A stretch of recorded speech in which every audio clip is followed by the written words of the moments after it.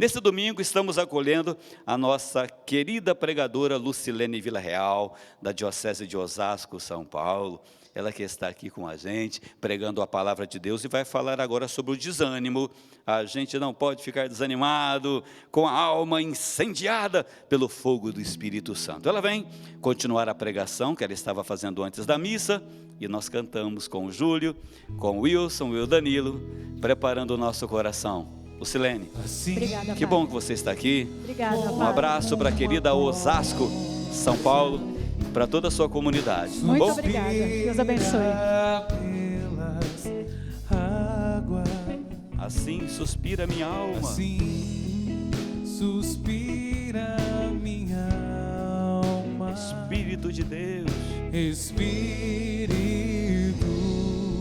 de Deus. Ó, enche-me, Espírito. Ó, enche-me, Espírito.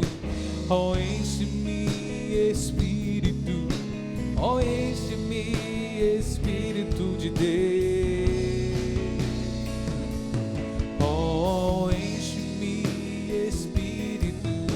Ó, enche-me, Espírito.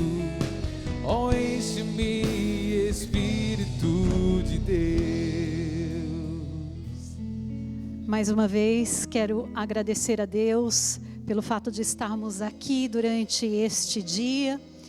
E quero mandar um abraço para o meu padre Alexandre Maluza, da paróquia São Paulo da Cruz. Também queria mandar um abraço para o padre Douglas Pinheiro, que é o nosso diretor espiritual lá da Diocese de Osasco, que tem sempre nos acompanhado também nas nossas viagens, nas nossas missões. Deus abençoe. A todos os padres também que têm valorosamente sustentado a missão do sacerdócio e que têm, nesse momento, também assistido os seus paroquianos de forma tão diferente que o tempo está exigindo de todos nós. Eu vou falar sobre um tema agora, no qual muitas pessoas estão enfrentando. O padre Agnaldo já previamente relatou, é sobre o desânimo. E diante do desânimo, como nós, cristãos, devemos nos posicionar? Qual a nossa reação diante do desânimo? Porque o desânimo tem batido na porta de muitos de nós, católicos, evangélicos, dos cristãos e dos não cristãos. Mas, diante disso, como que nós devemos reagir? Porque, diante das adversidades, nós precisamos ter uma resposta.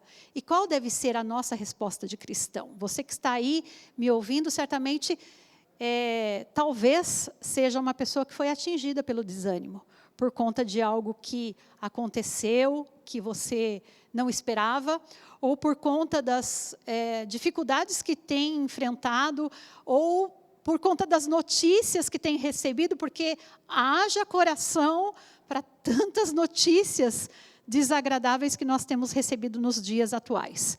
Mas como nós devemos nos posicionar? A palavra de Deus vai nos orientar, a palavra de Deus vai nos ajudar, ela é o alimento para a nossa alma. Aliás, nós precisamos dizer isso. Nós, católicos, muitos de nós estamos afastados da comunhão eucarística, estamos fazendo a nossa comunhão espiritual, acompanhando as santas missas, muitas vezes através das lives, muitas vezes através das redes sociais, muitas vezes através dos meios de comunicação, como a TV Século XXI tem nos proporcionado, e temos feito a nossa comunhão espiritual. Ora, isso não há problema nenhum, porque nós, cristãos, precisamos ser sustentados nesse momento, e temos que estar firmes diante disso. Agora, a palavra de Deus também é alimento para a nossa alma, e ela está à disposição de cada um de nós, ela está ao alcance de nossas mãos, ela está ao alcance das nossas vidas, e ela precisa ser utilizada com mais frequência, principalmente nesse tempo de pandemia. Então, você precisa se alimentar da palavra de Deus. E ela vai ser o nosso norte hoje, ela vai nos orientar. E eu espero que ela alcance a sua vida. Eu espero que ela dê respostas à sua vida, assim como ela tem dado respostas certeiras à minha vida.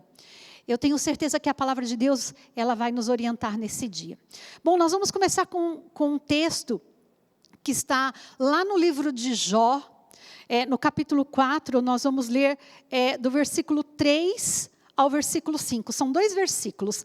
Livro de Jó, capítulo 4, do versículo 3 ao versículo 5. Se você está ao alcance das Sagradas Escrituras, de uma Bíblia, abra e acompanhe comigo. Se não estiver, ouça atentamente. E depois nós vamos ler um outro texto. São só 2 textos que nós vamos nos servir para essa reflexão. Mas o primeiro texto, ele é bem propício para falar sobre desânimo, porque ele fala de um personagem que leva o seu nome, Jó, que ele foi provado, e foi provado duramente. Você conhece certamente, você que está me ouvindo. Se não conhece, já ouviu falar de Jó, porque em alguma circunstância você já utilizou esse personagem para dizer, nossa, temos que ter a paciência de Jó, alguma coisa assim nesse sentido. O certo é que Jó, ele foi provado numa circunstância da sua vida, ele perdeu tudo. Ele perdeu família, ele perdeu seus bens, ele perdeu seus amigos, ele perdeu tudo o que ele tinha. E o que restou a ele foi a sua fé, foi a sua esperança. E em um determinado momento da sua vida, até isso foi colocado em xeque, para que ele pudesse, naquele momento, dar uma resposta diante da circunstância que ele estava passando.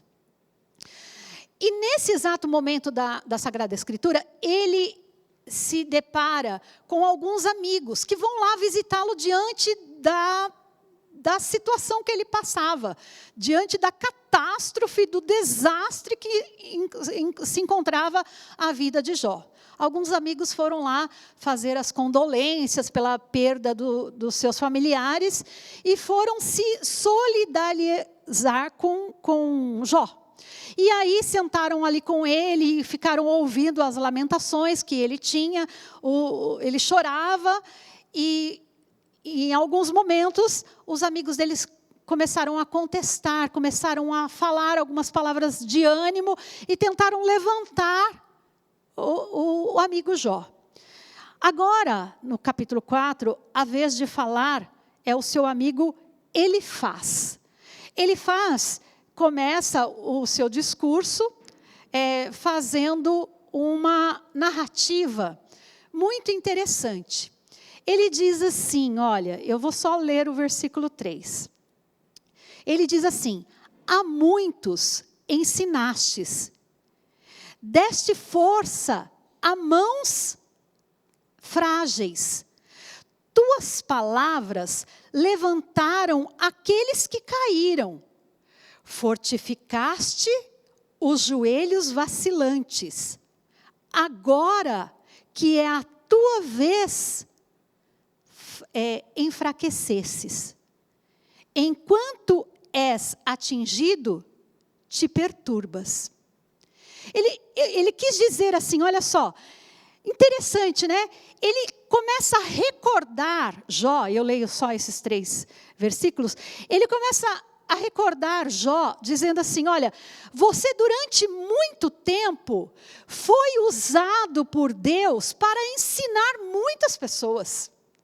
Você foi canal de graça para dar força para muitas pessoas. Você foi aquela pessoa que fortificou os joelhos daqueles que vacilaram. Mas agora, amigo Jó, chegou a tua vez. E agora que chegou a tua vez, você se enfraqueceu. Agora que é a tua hora, agora que é a tua vez, você se perturba. Então, a pergunta é, e quando chega a nossa vez? Você que está me ouvindo, e essa palavra eu tenho certeza que é para mim também, em determinados momentos da nossa vida, chega a nossa vez. Chegou a minha vez em vários momentos, mas em certos momentos chega a nossa vez, porque a nossa vez, e se não chegou, eu quero te dar uma notícia, talvez ela não seja tão boa, a sua vez vai chegar. Desculpa ser esse porta-voz dessa notícia, porque a dor, a aflição, os problemas, eles chegam para todo mundo, ou será que chega só para mim? Não, ele chega para todo mundo, é verdade, não é? Chega para aqueles que são mais honestos, para aqueles que são mais corretos, para aqueles que são mais, vamos dizer assim, mais fiéis, chega também as dificuldades.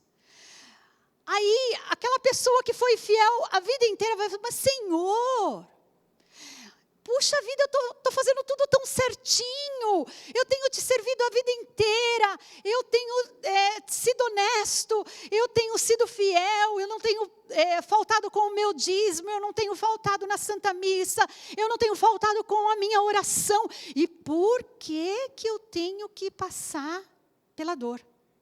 Por que eu tenho que passar pela dificuldade? Pois é, Jó era essa pessoa que fez durante toda a sua vida o que era certo. E ele ensinou a muitos que estavam passando por momentos de dores, que eles não podiam fraquejar, que eles não podiam vacilar, que eles deveriam se levantar no momento da dor. Mas agora chegou a vez de Jó. E na hora que chegou a vez de Jó, sabe o que aconteceu? Ele vacilou. Ele reclamou. Porque quando chega a nossa vez, meus irmãos, a gente muitas vezes não sabe como reagir. A gente não sabe como se posicionar. E eu queria perguntar para você, e quando chega a sua vez? Talvez você seja uma pessoa que tenha dado força a muitas pessoas, que já deu força para muitas pessoas que certamente passaram por muitas dificuldades. Eu não sei, Deus está tocando no meu coração para eu falar para uma pessoa que talvez você foi aquela pessoa que sustentou a família durante a vida inteira, você foi aquela pessoa que foi a coluna da tua casa a vida inteira, mas agora é a tua vez, agora é a tua hora. E quando chega a tua vez, qual é o teu posicionamento? Sabe, irmãos, nós não podemos controlar as circunstâncias, nem os momentos que as coisas vão acontecer na nossa vida. Eles acontecem, simplesmente acontecem, nós não sabemos por que acontecem, nós não sabemos a hora que eles vão acontecer, mas nós não sabemos, não temos respostas, muitas vezes prontas para essas coisas. Mas nós não podemos controlar isso. Não somos donos, muitas vezes, do tempo nem do momento. Não somos. Deus é quem é o dono das coisas. Mas nós podemos controlar o nosso ânimo. E nós estamos falando, não se esqueça do nosso tema, nós estamos falando sobre desânimo.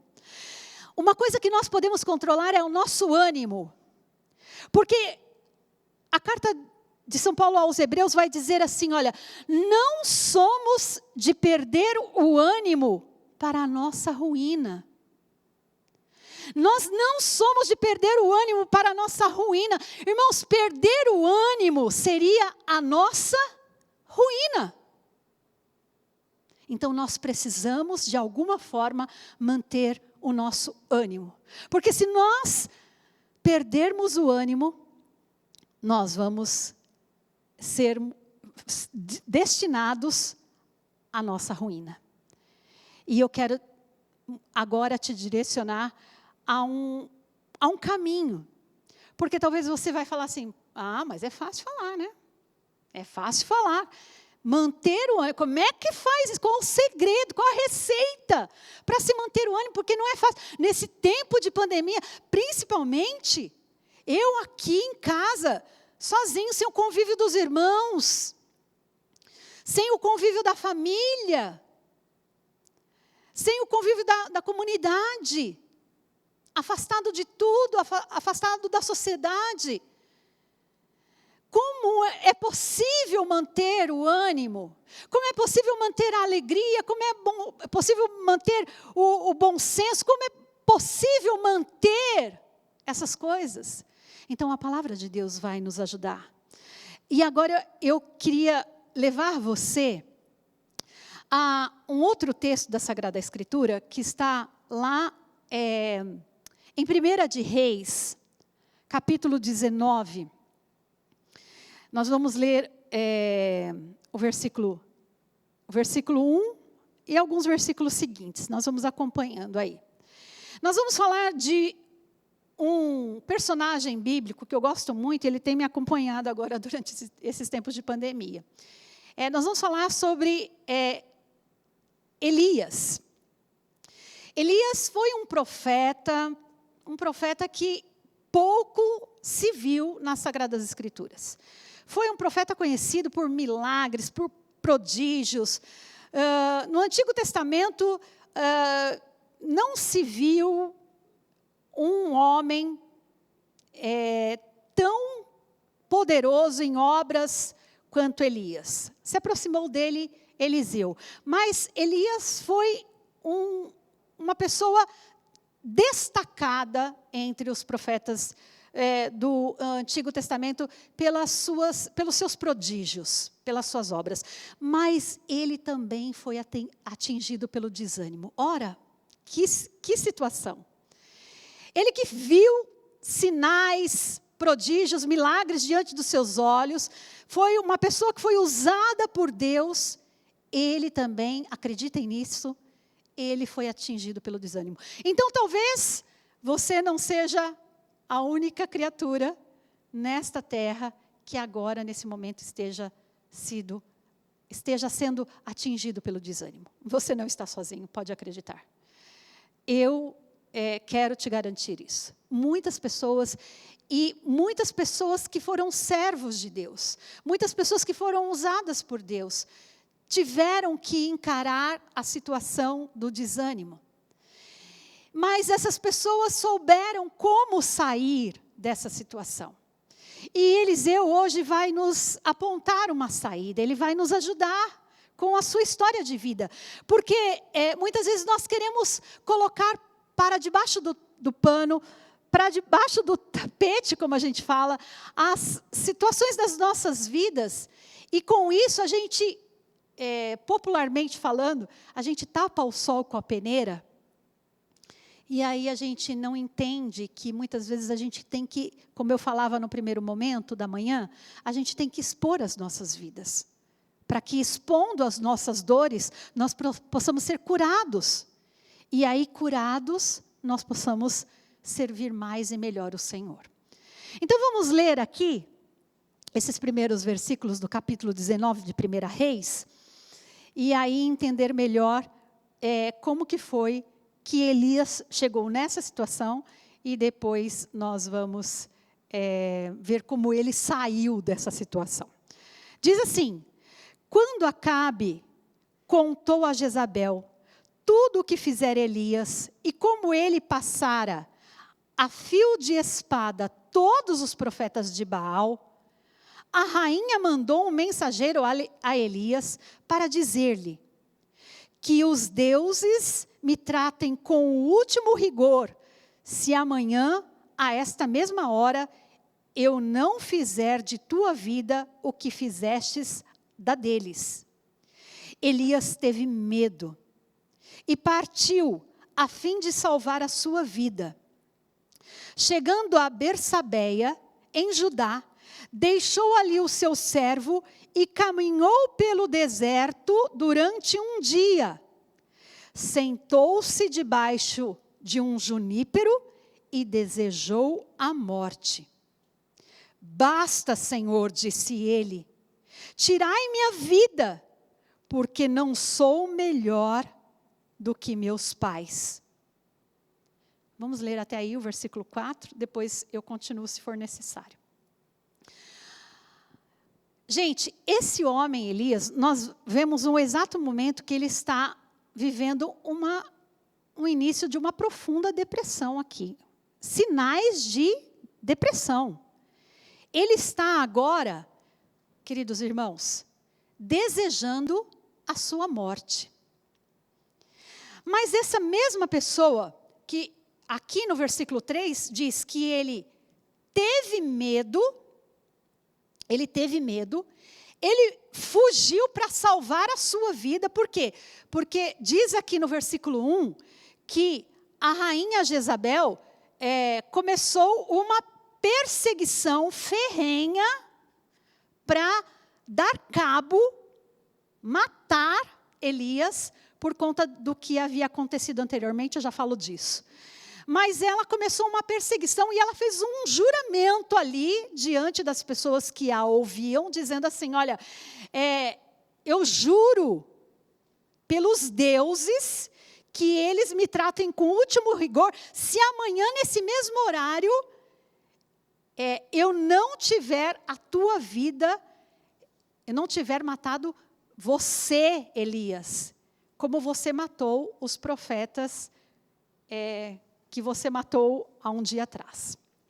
Enfim, daqui a pouco eu falo um pouquinho mais dessa história. E ele, por conta do medo que ele teve medo dessa rainha, da rainha Jezabel, ele fugiu. Ele fugiu para o deserto. E quando ele partiu para salvar a sua vida, naquele momento, ele desejou a sua morte. Engraçado aqui, né? Há um contrassenso aqui, né? Primeiro que ele fugiu da rainha para salvar a sua vida. E depois disse que ele sentou-se debaixo de um junípero e desejou a morte. Não entendi. Eu costumo dizer assim, não estou te entendendo, né? Porque se você fugiu para salvar a sua vida, agora você desejou a morte, era melhor ficar lá, porque a rainha Jezabel fazia o serviço para você, né? Não precisava pedir ao Senhor que tirasse a sua vida, a rainha já fazia o serviço. Mas agora, sozinho, ele falou, eu desejo a morte. Então, ele quis ficar sozinho, olha só, sinal de depressão. Um dos sinais de depressão desse tempo, Padre Marcelo Rossi sempre diz isso, que a depressão é o mal do século. Eu não conheço hoje em dia uma família que não tenha pelo menos uma ou duas pessoas próximas que já não passaram ou estão passando por ansiedade, por depressão, esse mal que nos acompanha, né? São dores que a gente poderia chamar dores da alma, doenças da alma. Que coisa, né? Hoje, a gente, lógico que cientificamente já tem resposta para isso, mas são dores que muitas vezes a gente não consegue explicar, porque vem de dentro. São sentimentos, são emoções que mexem com os nossos sentimentos, com as nossas emoções. Elias quis ficar sozinho. É um dos sinais da depressão. A pessoa que tem depressão, ela tem desejo de ficar sozinha. Ela não quer a companhia das outras pessoas. Ela tem o desejo do isolamento. Ela quer se separar, ela quer se isolar. E depois, num outro momento, ele desejou a morte.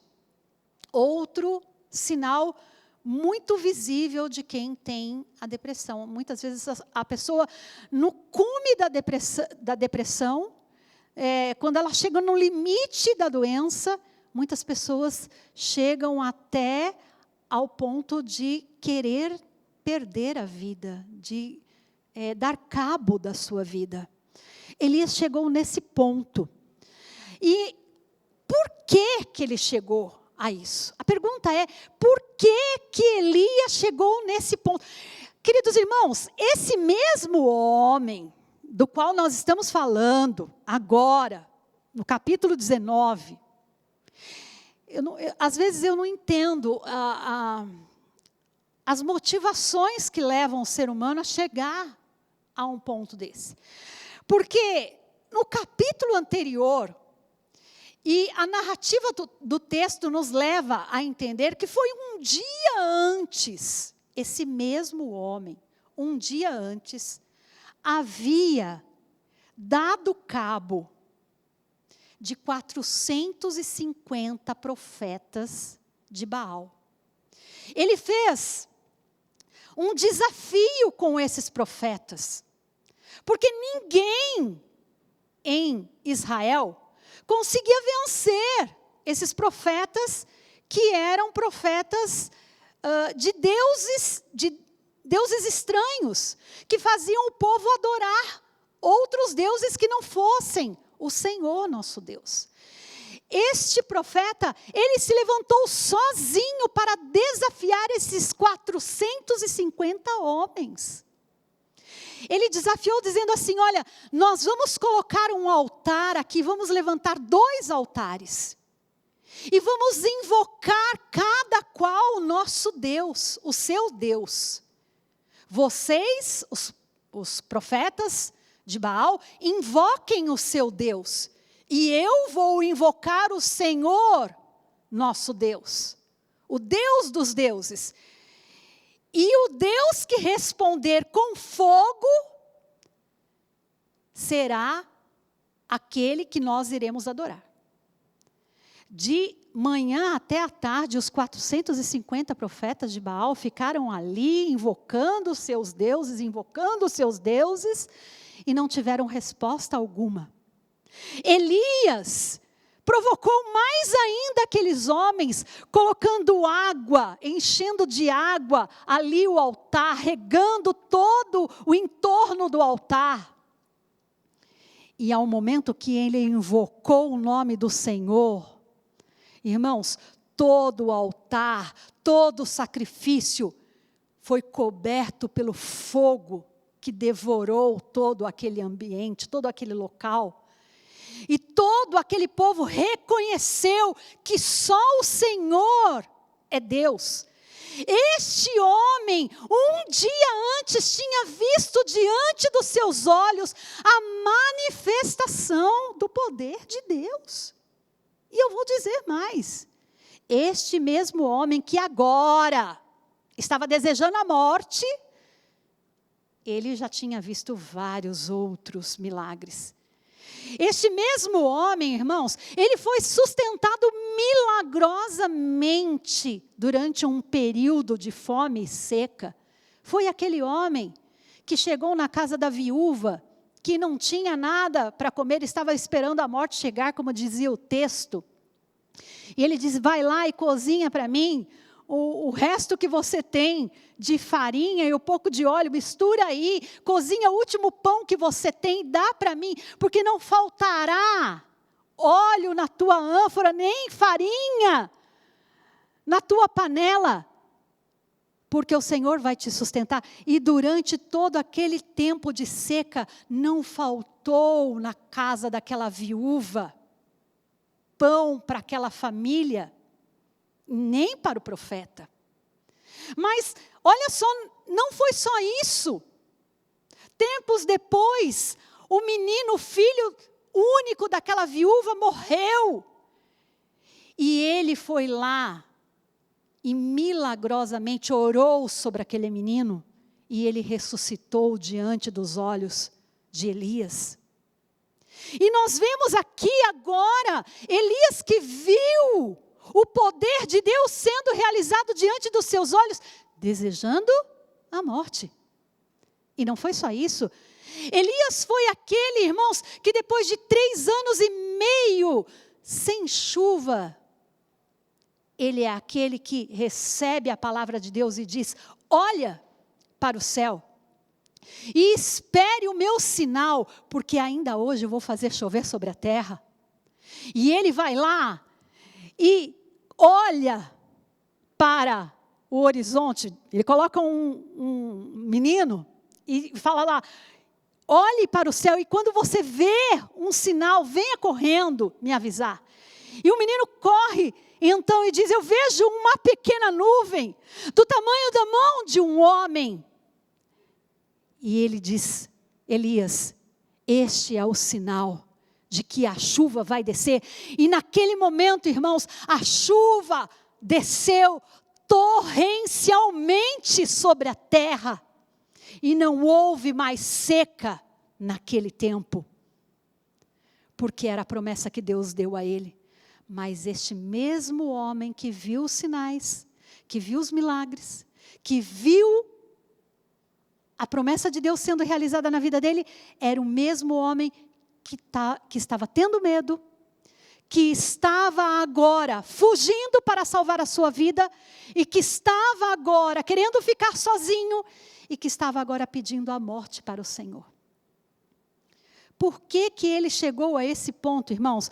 Talvez agora a gente tenha um sinal agora do que levou esse homem a chegar a esse ponto. Talvez um cansaço extremo da sua jornada. Diz o versículo 5, e agora eu gostaria que você continuasse o texto comigo. Ainda no versículo 4, desculpa. Ele diz assim, olha: basta, Senhor, disse ele, tirai minha vida, porque não sou melhor do que meus pais.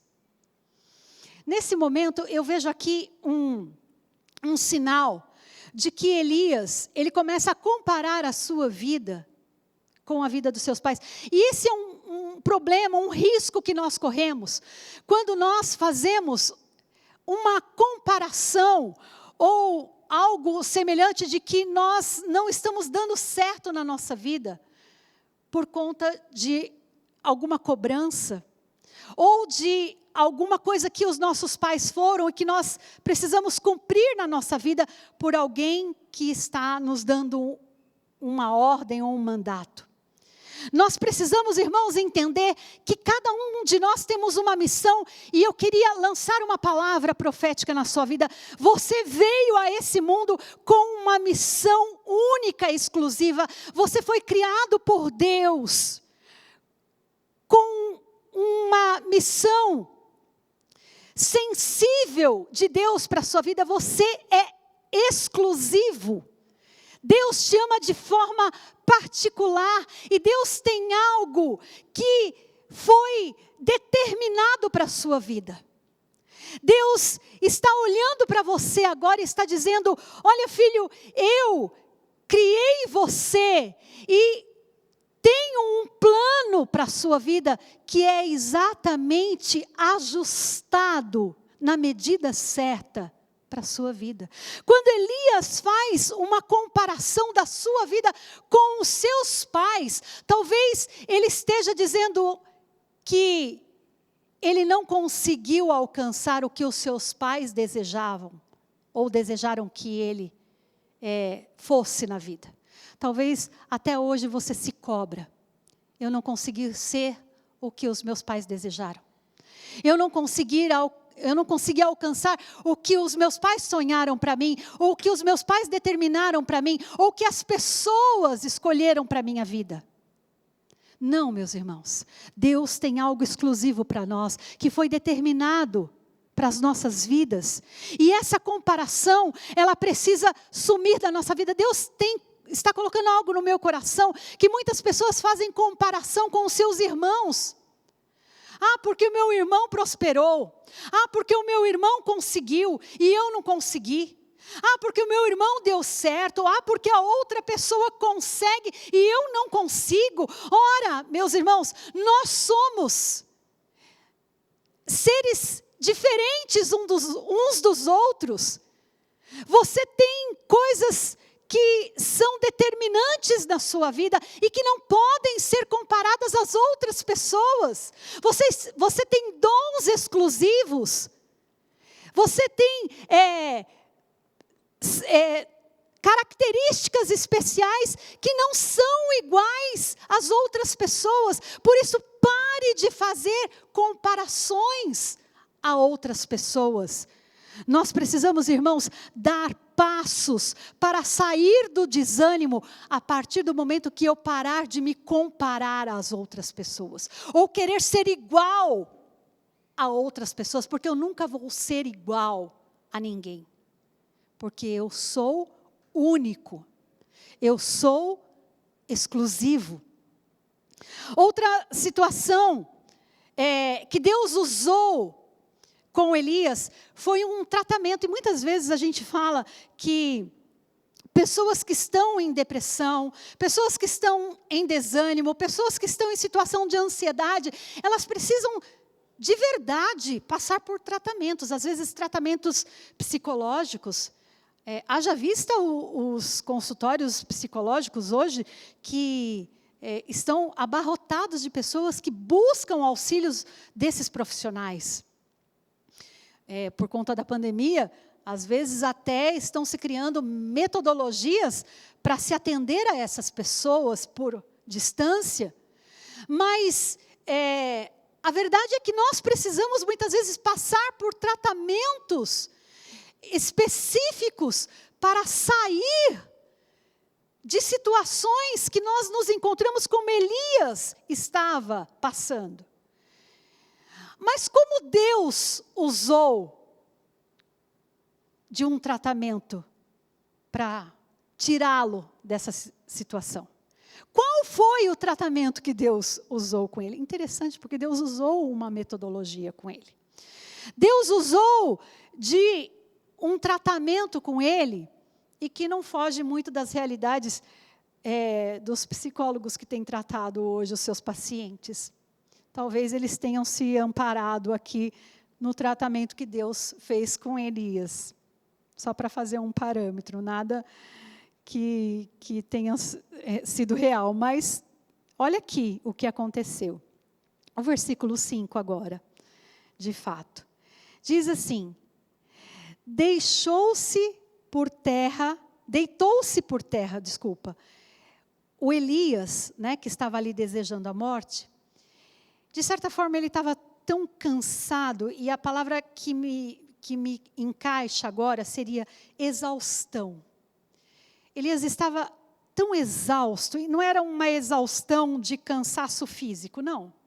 Ele não estava cansado fisicamente por ter caminhado, não.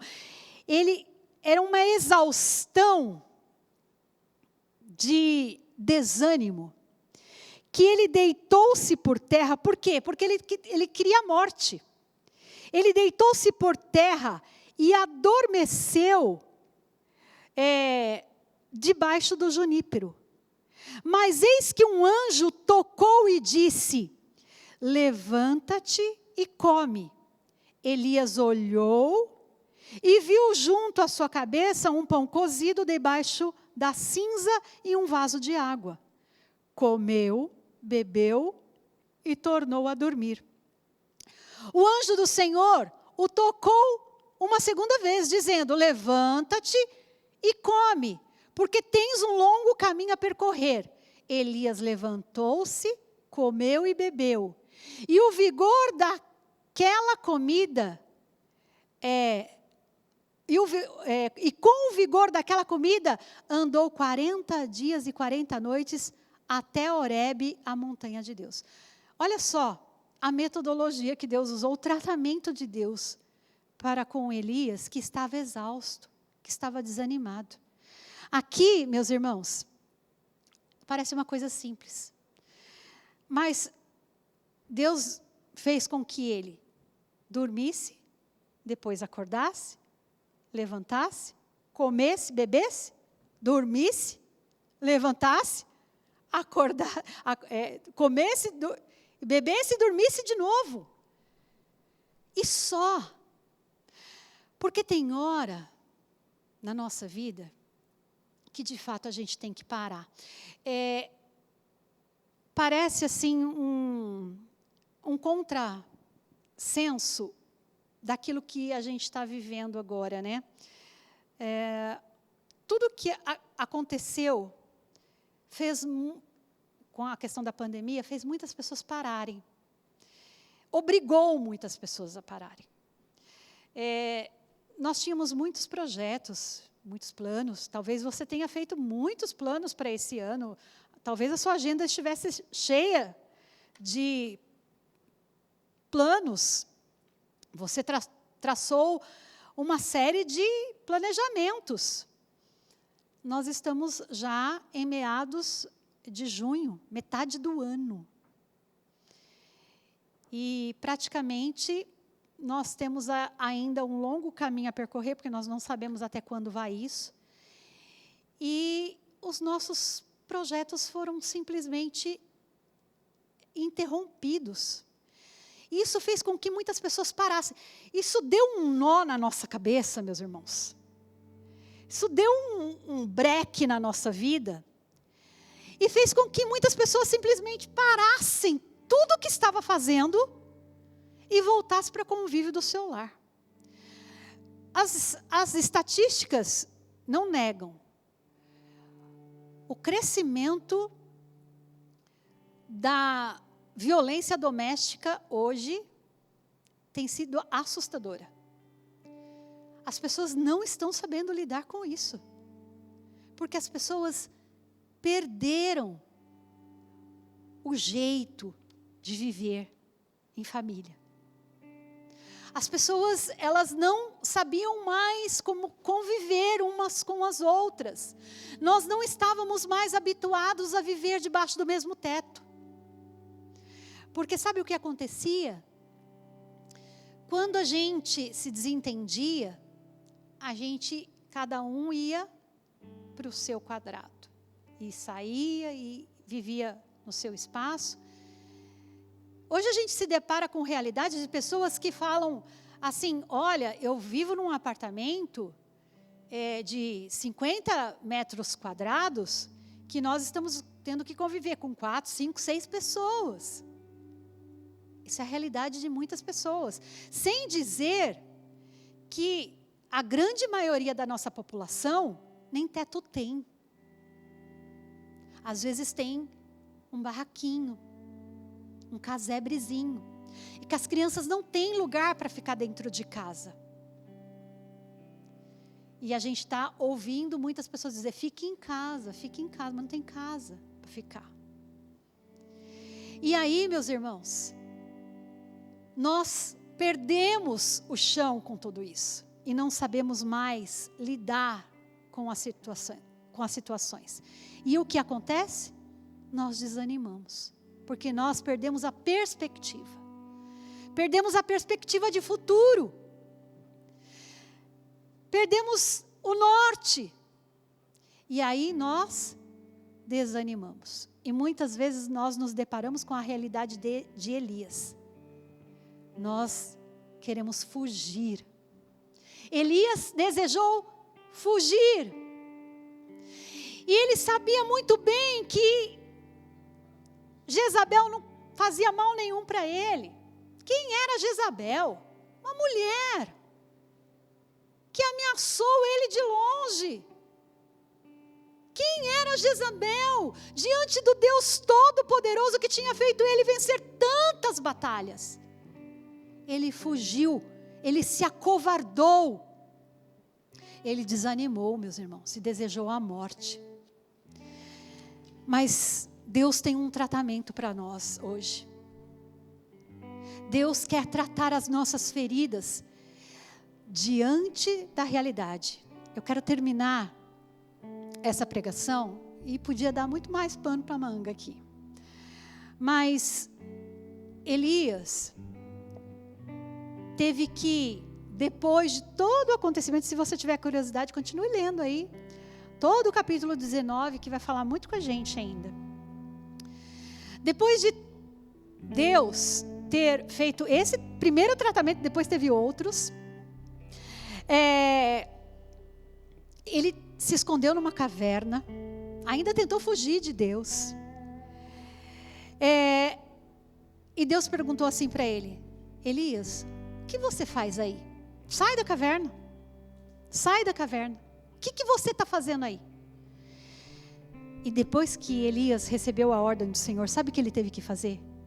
Ele teve que voltar todo o caminho. Ele teve que fazer todo... Sabe o caminho que ele fez do deserto fugindo de Jezabel, agora ele teve que retornar todo o caminho de volta. Eu termino, encerro, né, dizendo assim: às vezes, a única solução, irmãos, para o nosso desânimo, é fazer o caminho de volta. Às vezes o caminho de volta é doloroso, mas para nós mantermos o ânimo, às vezes precisamos percorrer o caminho de volta. Que você possa se levantar hoje. Se levante, porque Deus quer te animar. Em nome de Jesus.